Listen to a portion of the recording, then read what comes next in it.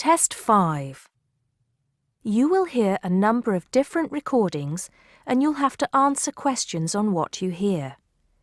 There'll be time for you to read the instructions and questions and you'll have a chance to check your work.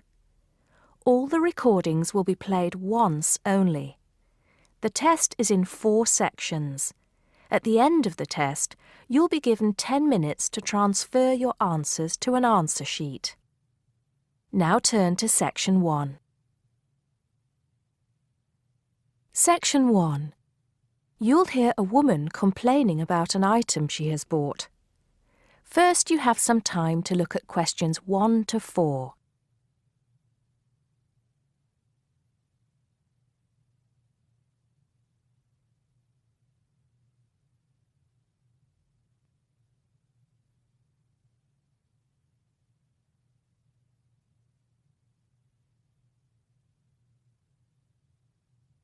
You'll see that there is an example which has been done for you. On this occasion only, the conversation relating to this will be played first. Not long, madam. Can I first take your name? Yes, it's Susan Yorke, Y-O-R-K-E. The woman gives her name, so Susan Yorke has been written next to name on the form. Now we shall begin. You should answer the questions as you listen because you will not hear the recording a second time. Listen carefully and answer questions 1 to 4. Smart Electricals, Mike speaking. How may I help you today? Good morning. I'm calling to complain about an item I recently purchased from your company. I'm not happy with it. Oh, I'm really sorry to hear that. I'll take you through the company's complaints procedure. I'll need to retrieve your files from our records so that we can discuss the problem properly and find a solution. I'll need to take some details from you first. Is that okay? Okay, but I don't have a lot of time. Will it take long? Not long, madam. Can I first take your name? Yes, it's Susan Yorke, Y-O-R-K-E. Okay. Can I have the address, please? Yes, it's Flat 1, 25 Alpine Avenue. That's A-L-P-I-N-E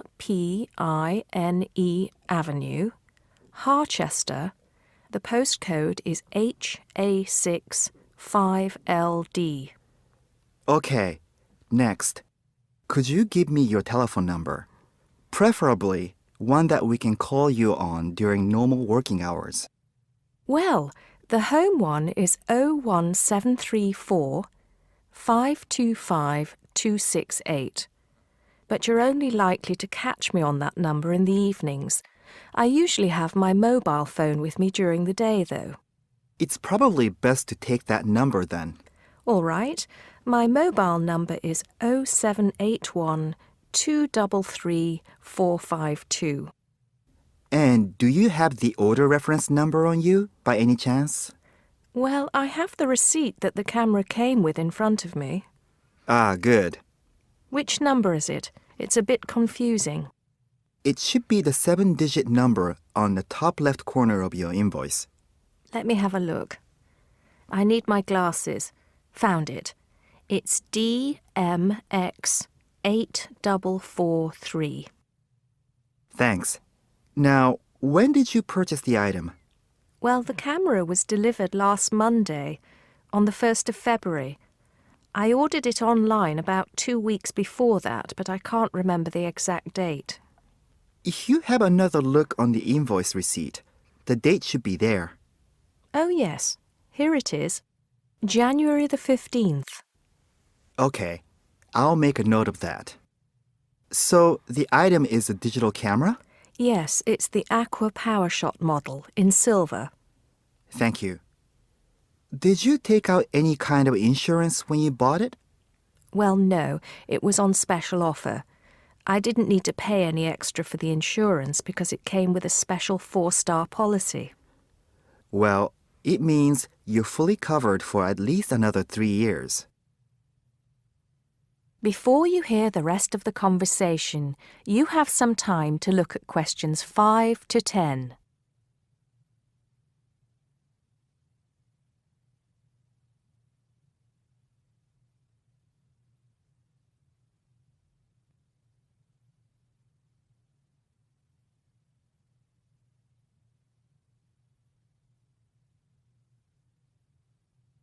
Now listen and answer questions 5 to 10.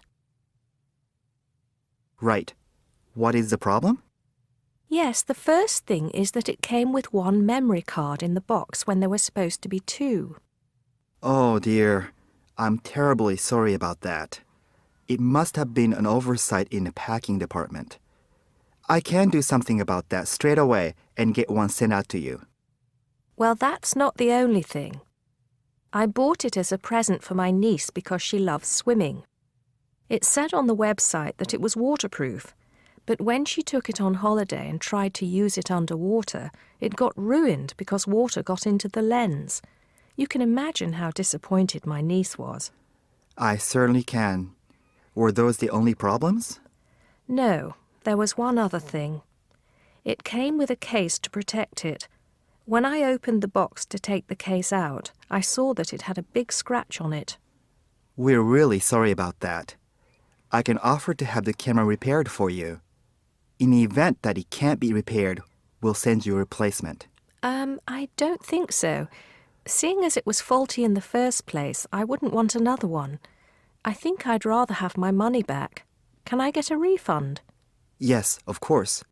If you send it back to customer services, I'll make sure it's dealt with. Thank you very much. That is the end of section 1. You now have half a minute to check your answers.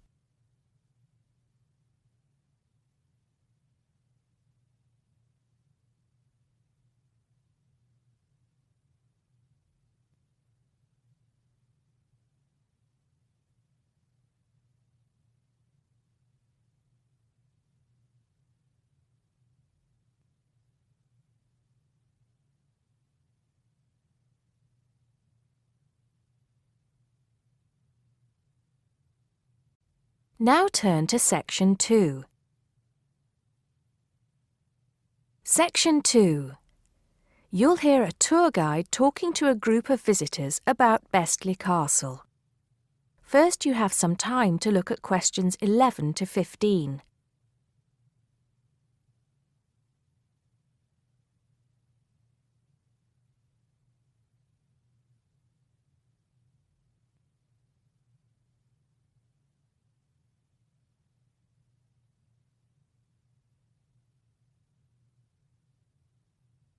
Now listen carefully and answer questions 11 to 15. Welcome to Bestley Castle. It's nice to see so many of you here today. Before we go in, I'd like to tell you some information about the castle, the things to see and do, and the facilities available to you in the grounds. We'll do our best to make this a truly memorable visit. Now, the castle grounds are quite big, and we don't want you to get lost, so I'm going to give you an idea of the layout. At the moment, we are at the entrance, and immediately to our left is the Tourist Information Office.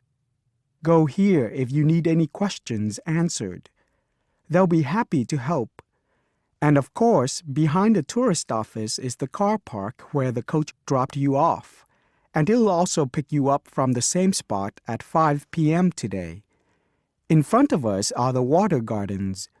If you stroll through, you get to the North Bridge, which is the entrance to Bestley Castle. Take your time and enjoy looking around the castle. There's a lot of history steeped in those walls. As you leave the castle via the South Bridge, you'll be greeted with the sight of roaming deer. During the day, there will be scheduled feeding opportunities where visitors can get involved.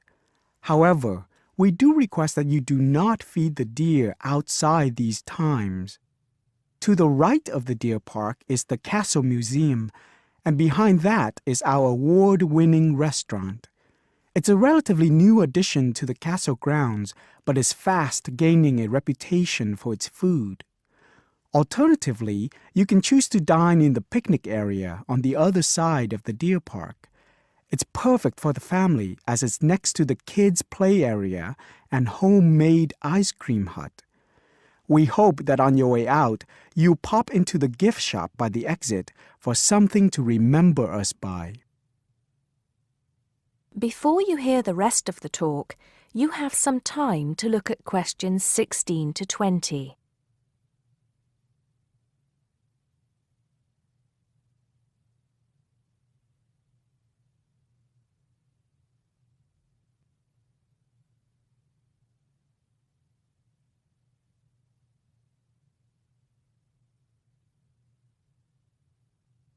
Now listen and answer questions 16 to 20. Admission to the grounds is free for all. That includes the museum, gardens, and picnic area. There is an admission fee for the castle, which is £6.50 for adults, with a 10% discount for students and retired people. Children under the age of 16 pay half adult price, and under 8 go in free. There are many spectacular events throughout the year, and for most of them, there's also an admission fee. As these events are in high demand, it's a good idea to book well in advance. Some of the exciting events planned for this year are the Summer Medieval Festival, where you can watch old-fashioned nights and experience a feast in the halls of the castle, as if you were a guest of King Henry VIII himself. There are several concerts planned this year too, including a rock concert at an admission price of £10 per person and a special jazz concert which is free to the public. I'm sure you'll agree that all tastes and ages will be satisfied. One scary but extremely popular event is the annual Haunted Castle event at the end of October, where the castle comes alive at night. Why don't you come along if you're brave enough? Another sight to see is the fantastic firework display on November 5th, and the cost of that includes refreshments. We also have a long tradition of raising money for charity. The charity event held every year on the first day of May will this year be an archery contest. Entrance is free, but donations are certainly welcome. This year, we'll be collecting money on behalf of a charity for elderly people, Age Concern. Just in case you can't remember all of that, you can pick up a leaflet showing the timetable and prices for all events from the Tourist Information Desk. You can also go online to get this information from our website. That is the end of section 2. You now have half a minute to check your answers.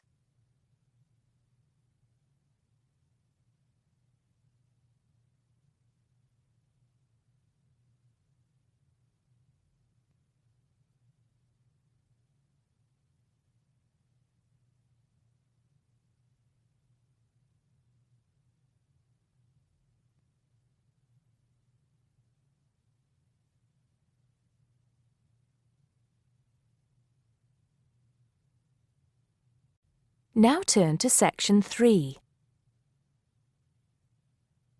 Section 3.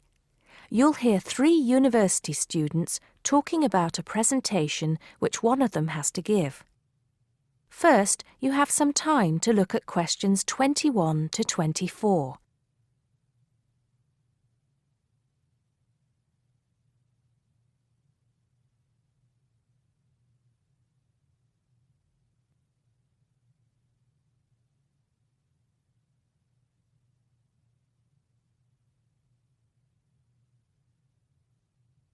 Now listen carefully and answer questions 21 to 24. Hi, Joe. Hi, Isabel. Hi, Paul. Oh, hi, Paul. I've heard you've been stressing out about your presentation on art. I am. Are you still going to talk about the different types of art? Yes. Well, I was planning to, but there's so much stuff on the subject that I'm finding it difficult to put it all into one short presentation. Huh. I usually have the opposite problem. There's nothing worse than going blank, forgetting your words in front of a group of people. Well, the problem is that I don't know how to organize what I want to say in the presentation. Well, you know everything there is to know about the subject. It's just a question of selecting what you want to talk about. Well, there's a lot to discuss about the different periods in art. That's a good way to start. Then you can bring in how specific types of art were popular in each period. Yes, like how sculpture was popular in the classical period and paintings were popular in the Renaissance period. And how now a wide variety of media are used to create modern art. As long as you keep it concise, because it's a large area, there's so many periods and movements in art, and you don't want to just list them one by one. I agree. An explanation of the movements and periods in art wouldn't be too long. You're right. I need to just pick out some key points. Just mention the periods quickly so that I can move on to the real topic of the presentation. Yes, the variety of art, like sculpture, paintings, installations. I have an idea. Why don't you prepare a timeline to show to the class? That would be a nice visual, and it would focus your ideas so you don't get too sidetracked. Great idea. It would certainly cut down on time. Right then, where are we? You'll begin with a very short introduction to the historical periods of art. Then, you'll talk about popular types of art within these periods. That's sorted. Maybe you could also mention some key works of art in each period, like the Venus de Milo statue or the Scream by Edvard Munch, and give some interesting facts on them. That's not a bad idea, because it does give people a frame of reference when I talk about specific kinds of art. After giving a historical context, I should really talk about different forms of art, shouldn't I? Yes, you should. After that, you can conclude with a question on what is considered to be art. Now, that would be really interesting. Yes, comparing the traditional views of art with modern views. Exactly. I think I'll have a collection of pictures, including famous pieces of art from classic to modern, projected on the wall, like the Mona Lisa, and some pop art, and ask people whether they think it's art or not. Before you hear the rest of the conversation, you have some time to look at questions 25 to 30.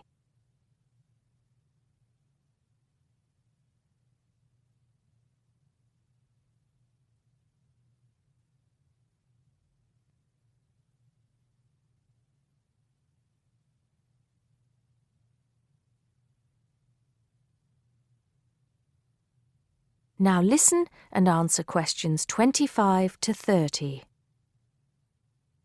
Showing some famous works and asking people what art is would certainly lead to discussion in the room.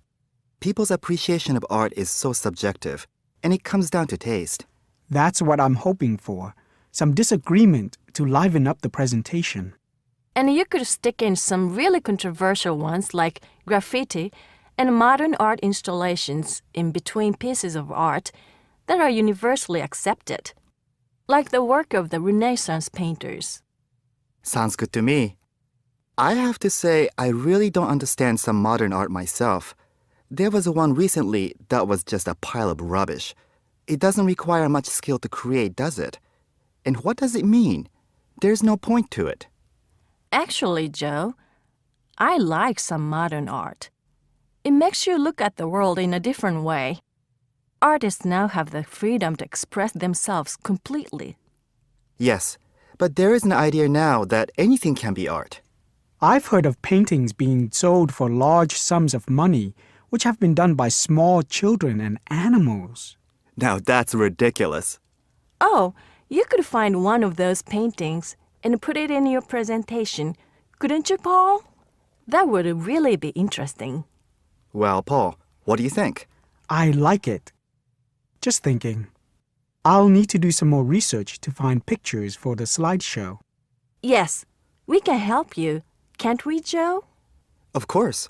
If you go to the fine art section of the library, I'm sure you'll find everything you need. Just ask the staff and they'll give you access to a slide bank of hundreds of famous works of art. And if you still can't find what you're looking for, use the library computers to go online. There are lots of images on the internet. Of course, you'll need to use a search engine like Google, but it's dead easy. Thanks, guys. I'm feeling much clearer about the project. Your ideas have been really useful. I think I should end with a quote of some kind by a famous artist. What do you think? That's a good idea. Now let's go to the library and see what they have. That is the end of section 3. You now have half a minute to check your answers.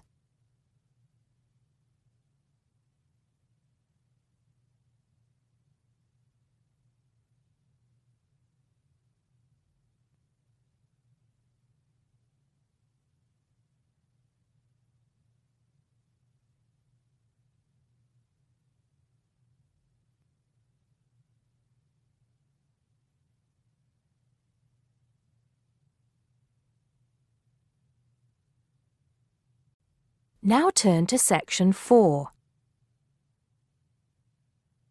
Section 4. You'll hear a lecturer talking to students about languages.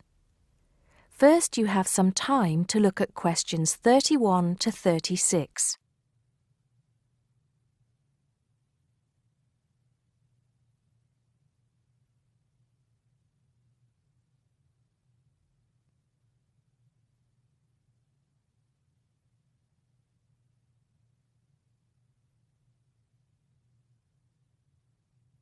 Now listen carefully and answer questions 31 to 36.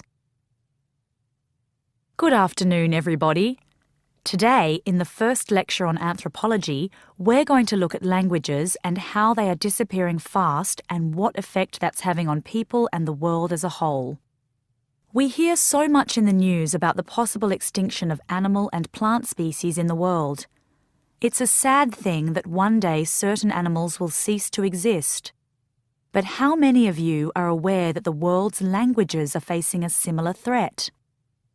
Believe it or not, there are currently more than 6,000 languages spoken in the world today, but experts believe that by the end of this century, this number will be reduced to half.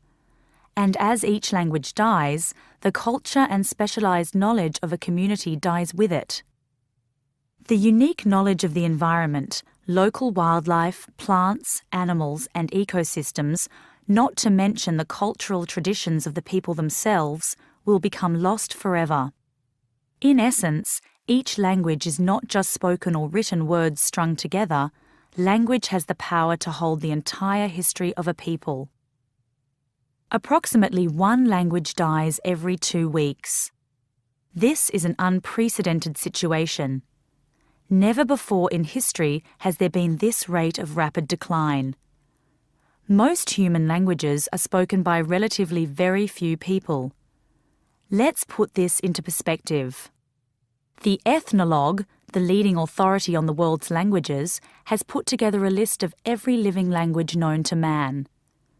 There are over 6,500, of which 6,000 have available population figures. Now, 109 million people speak just 10 of these languages, and they are the major languages of the world. At the opposite end of the scale, there are minority languages which are only spoken by a few people, and that's what this chart is illustrating. The number of languages is represented on the vertical axis, and the total number of languages that make up this group is an astounding 1,619.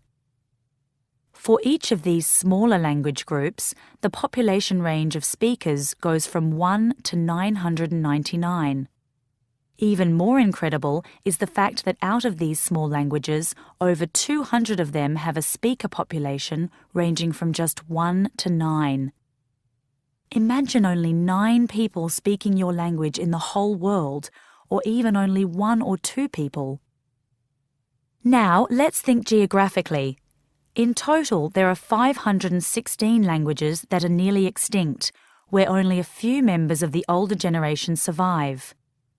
When they die, the language will die with them, lost forever. The majority of nearly extinct languages come from the Pacific and the Americas, making up 74%, followed by Asia at 15%. Europe has the smallest percentage of languages that are nearly extinct, only 2%. Before you hear the rest of the talk, you have some time to look at questions 37 to 40.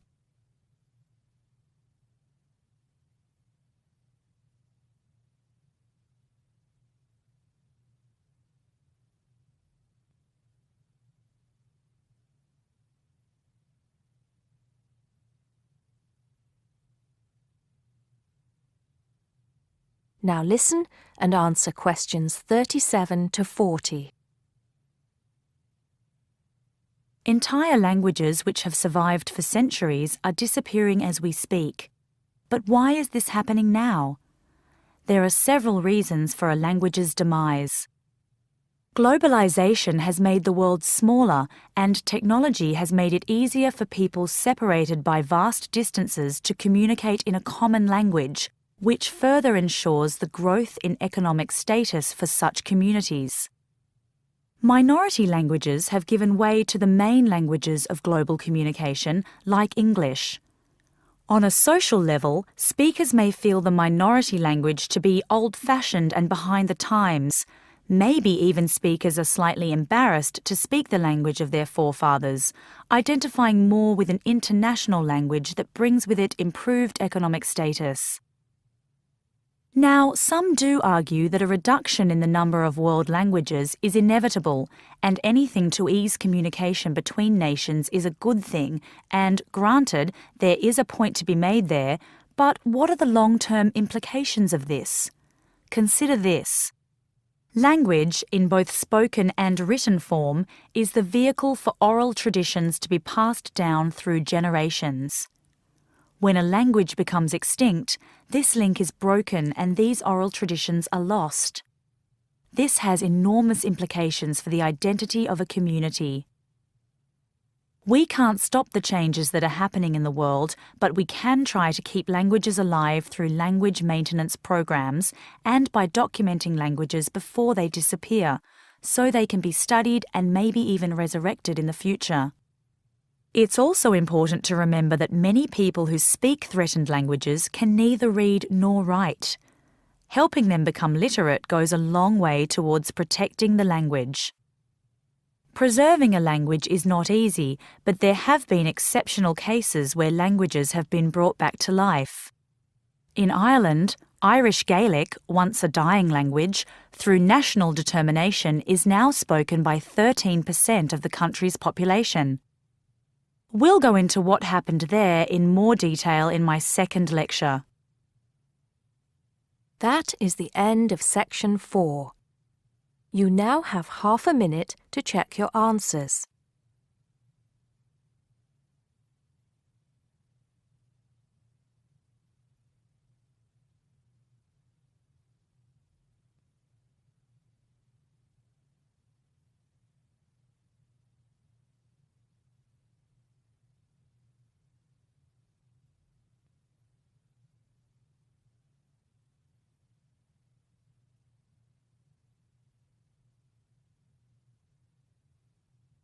That is the end of the listening test.